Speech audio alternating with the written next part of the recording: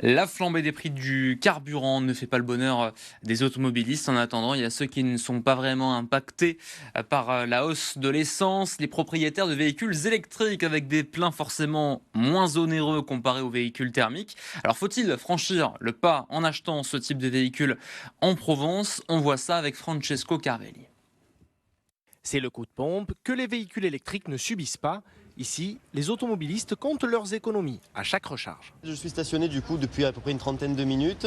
Ça me coûte 25, bientôt 26 euros. Et du coup, je suis à 83% de recharge de ma batterie. 50 euros comparé à l'essence et au thermique, on est vraiment dans l'économie là. Ça me coûte en moyenne la recharge 8 euros, 8,80 €. J'ai fait une bonne affaire et que c'était le bon moment de l'acheter. Ouverte il y a plus d'un an, cette station 100% électrique voit défiler de plus en plus de véhicules ces dernières semaines. En général, on est 3e ou 4e position en France, donc c'est une station qui marche très bien. Alors, est-ce le moment d'abandonner votre bon vieux moteur thermique? D'abord, il faut s'assurer du coût de la recharge sur le long terme et selon l'un des fournisseurs à Marseille, le cours ne risque pas de s'envoler de sitôt. Des opérateurs de recharge comme nous, ils achètent l'électricité en avance, et donc ils l'achètent à un certain prix, et donc les fluctuations du marché de l'électricité, qui par ailleurs sont beaucoup moins fortes qu'évidemment sur le pétrole, n'ont pas d'effet sur le prix. Plus il y a de véhicules, plus ça devient économique pour un opérateur de recharge de travailler. Reste alors la question des bornes de recharge. On en comptabilise actuellement 256 sur l'aire métropolitaine,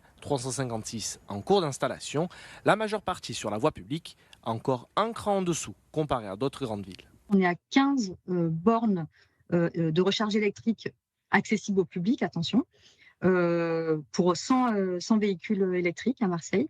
Alors que quand on regarde la vingtaine de plus grandes agglomérations de France, ce ratio est plus élevé, il est de 23. Pas encore un énorme frein pour les automobilistes. Selon l'INSEE, 2,6% du parc automobile à Marseille est constitué de véhicules électriques en circulation.